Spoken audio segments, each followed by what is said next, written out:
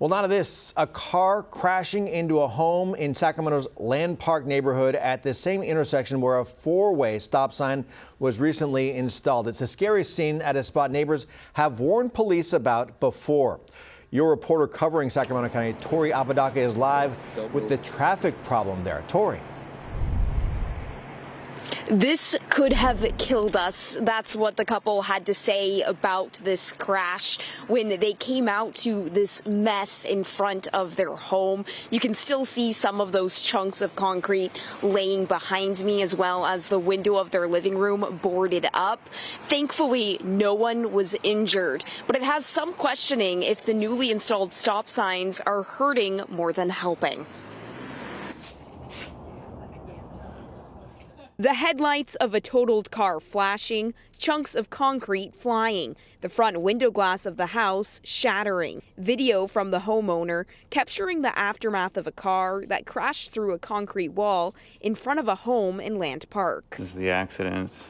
Nothing's been moved or touched yet. A mess left behind inside the living room. The couple who lives here thankful they weren't sitting in there with their 7-month-old baby at the time of the crash. This is a very sought-after neighborhood to live in. To worry about a car crashing into your house is a little crazy. Christina Rogers is the president of the Land Park Community Association.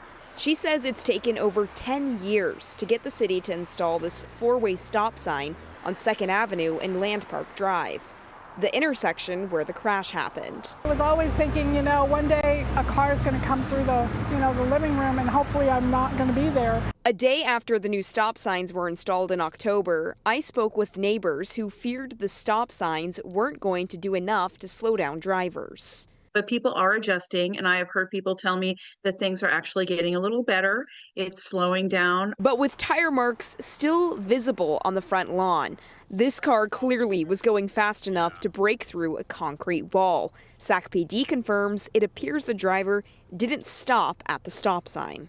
It has some neighbors thinking the stop signs create a false sense of safety and that there needs to be a better solution, starting with speeding enforcement. When somebody is speeding, sometimes nothing slows them down until they see a black and white. Sac PD tells me it plans to develop an evening motor unit in the new year to crack down more on drivers. Glass all the way through the window. Because neighbors who have been demanding the city for change for over a decade don't want to see a crash here with more detrimental consequences. The Land Park Community Association says it will continue to work closely with council member Rick Jennings for this area on adding more speed bumps as well as stop signs and possibly even roundabouts. The issue, though, with roundabouts, the city says, is that it costs about $1 million more than stop signs.